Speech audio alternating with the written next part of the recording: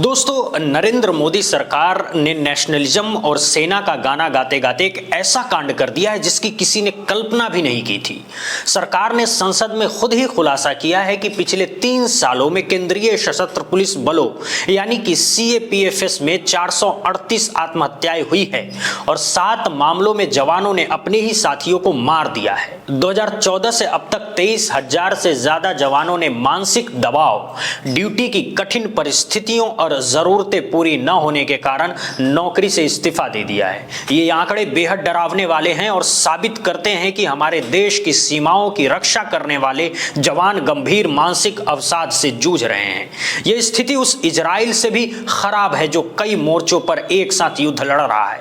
इसके अलावा सरकार के दावों पर सवाल उठते रहे हैं। टीएमसी सांसद ने मंत्री नितिन गडकरी से घुसपैठ के मामले पर सीधा सवाल पूछा। इतना आप खर्च कर रहे हैं, उसके बाद ट्रैफिक हिंदुस्तान में बढ़ता चला जा रहा है, उसकी वजह से पोल्यूशन बढ़ता चला जा रहा है। तो जब आपके प्लान में आपका गुड़गांव का एग्जाम्पल आपको बार बार दे रहा हूँ कि मैं यहाँ 70 साल से रहा हूँ, पिछले 20 साल के अंदर गुड़गांव को ठीक करने के लिए कम से कम 60,000 करोड़ रुपये खर्च हुआ है आपकी तरफ, और उसके बाद ट्रैफिक उससे ज़्यादा जाम हुआ है।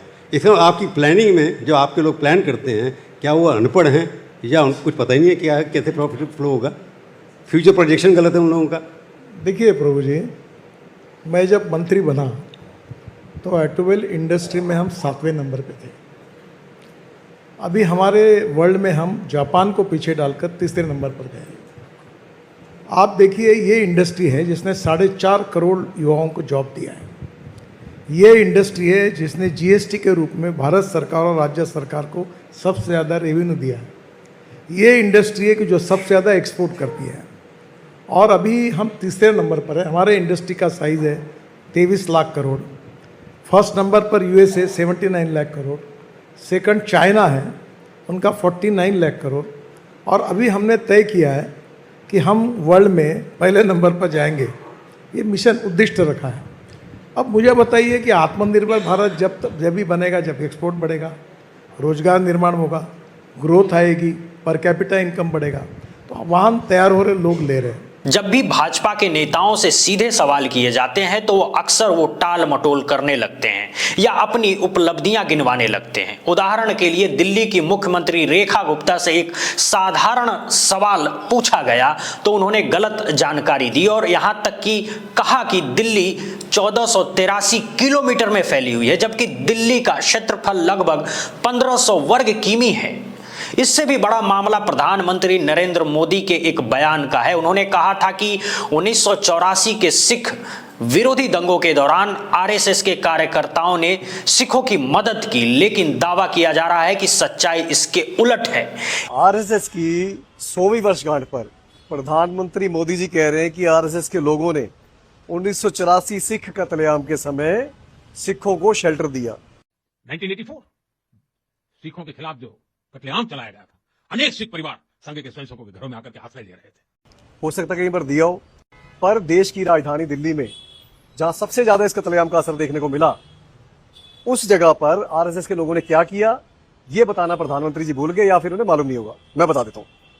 ये एक एफआईआर है जिसका नंबर है 446/93, जो अगस्त 1993 में काफी प्रयासों के बाद हुई, और इस एफआईआर के अंदर 14 लोग जो आरएसएस के नेता हैं उनके ऊपर ये एफआईआर की गई, और इस एफआईआर में साफ साफ लिखा है कि आरएसएस और बीजेपी से जुड़े ये 14 नेता सीधे तौर पर 1984 सिख कत्लेआम में शामिल थे।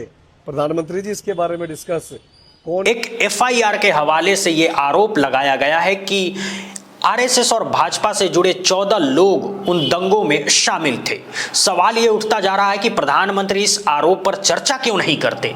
दिल्ली हाई कोर्ट के एक जज जस्टिस यशवंत वर्मा के घर से बड़ी मात्रा में नकदी बरामद हुई थी। इस मामले ने संसद में हंगामा खड़ा कर दिया था। उस समय राज्यसभा के सभापति जगदीप धनखड़ ने जज के खिलाफ महाअभियोग की प्रक्रिया शुरू करने की बात कही थी, लेकिन अचानक धनखड़ ने इस्तीफा दे दिया। कई लोगों का मानना है कि यह इस्तीफा जस्टिस वर्मा को बचाने की कोशिश थी। दरअसल जस्टिस वर्मा ने सुप्रीम कोर्ट में याचिका दाखिल कर कहा है कि उनके खिलाफ महाअभियोग प्रस्ताव की जांच सिर्फ लोकसभा और राज्यसभा के अध्यक्षों द्वारा गठित समिति ही कर सकती है। धनखड़ के इस्तीफा के बाद केवल लोकसभा अध्यक्ष ओम बिरला ने ही एक 3 सदस्यीय जांच समिति बना दी। इससे सवाल ये उठ रहे हैं कि क्या सरकार जस्टिस वर्मा को बचाना चाहती है? वक्ता ने एक सामाजिक विरोधाभास की ओर इशारा किया है। उन्होंने कहा कि दक्षिणपंथी तब तीखी आलोचना करते हैं जब कोई महिला अंतर धर्मीय विवाह करती है, लेकिन जब उनके अपने समुदाय का कोई व्यक्ति, जैसे कि दोषी पाए गए बाल यौन शोषक अविनाश पांडे और देवरिया के एक 65 वर्षीय पुजारी, ऐसा घृणित अपराध करता है तो वो चुप हो जाते हैं। उन्होंने आरोप लगाया कि मुख्य धारा यानी गोदी मीडिया ऐसे गंभीर मामलों पर चर्चा करने से कतराता है, जबकि अल्पसंख्यक समुदाय के खिलाफ नफरत फैलाने में अधिक सक्रिय रहता है। वक्ता ने अलीगढ़ उत्तर प्रदेश की एक घटना का हवाला दिया जहां एक हिंदू रक्षा समूह ने एक मस्जिद के इमाम को लाउड स्पीकर पर अजान न देने के लिए धमकाया, ये दावा करते हुए कि ये हिंदू महिलाओं के धार्मिक जाप और छात्रों की पढ़ाई में व्यवधान डालता है। इसके विपरीत मंदिरों की घंटियों से होने वाले शोर पर कोई आपत्ति नहीं जताई गई है। साथ ही वक्ता ने बताया कि बिहार के मुख्यमंत्री नीतीश कुमार पर छेड़छाड़ के आरोपों का मामला सुप्रीम कोर्ट पहुंच गया है। सुप्रीम कोर्ट के वकील बलराज मलिक ने आरोप को गंभीरता से लेते हुए पत्रकार चित्रा त्रिपाठी सहित आलोचकों की जमकर आलोचना की है। आरोपों के बाद अहमदाबाद, बेंगलुरु और लखनऊ सहित कई शहरों में नीतीश कुमार के खिलाफ विरोध प्रदर्शन हुए हैं और पुलिस के शिकायतें दर्ज कराई है, जिससे उनकी कानूनी मुश्किलें बढ़ गई है। यहीं पर उत्तर प्रदेश से एक ताजा टिप्पणी आई है। असीम अकरम ने उत्तर प्रदेश की एक घटना का हवाला देते हुए सामाजिक पूर्वाग्रह पर सवाल उठाए। उन्होंने कहा कि जब कोई अंतर धर्मीय विवाह होता है तो कुछ लोग सूटकेस और फ्रिज जैसे कटाक्ष करते हैं, लेकिन जब उनके अपने ही समुदाय का व्यक्ति, जैसे कि बहराइच का अविनाश पांडे, जिसे एक बार फिर एक 5 साल की बच्ची से दुष्कर्म के मामले में आजीवन कारावास की सजा हुई है, या देवरिया के एक 65 वर्षीय पुजारी रमेश चंद्रपुरी, जिसे एक 7 साल की बच्ची के साथ दुर्व्यवहार के आरोप में गिरफ्तार किया गया है। दिसंबर 2025 को जनपद देवरिया के थाना बनकटा के भटवा पांडे ग्राम में शायद 6 बजे यह सूचना प्राप्त हुई कि एक वृद्ध व्यक्ति, जिसकी उम्र लगभग 65 वर्ष है, उसके द्वारा एक 7 वर्षीय बच्चे के साथ कुकर्म किया गया है। सूचना प्राप्त होते ही स्थानीय थाने की फोर्स द्वारा तत्काल मौके पर पहुंचा गया। अभियुक्त की गिरफ्तारी की गई। परिजनों की तहरीर पर अभियुक्त पंजीकृत कर लिया गया है तथा अभियुक्त को न्यायिक अभिरक्षा में जेल भेज दिया गया है।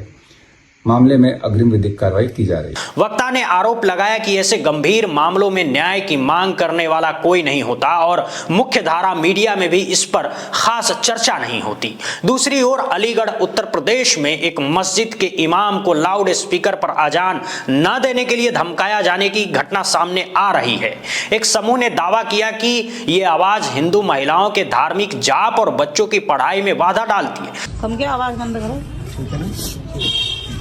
आवाज बंद कर दो। जैसे हमारे मंदिरों की आवाज नहीं आती है, तुम्हारी मस्जिद की आवाज नहीं आनी चाहिए। हमें परेशानी होती है, यहाँ पे बच्चे पढ़ रहे हैं। अभी क्या है कि वो राधा नाम वगैरह जपती है महिलाएं कुछ एग्जाम आने वाले बोर्ड के। मैं आपको आवाज सुना दूं क्या एक बार? आवाज नहीं, बहुत दूर की वीडियो की आवाज सुना रहा हूँ।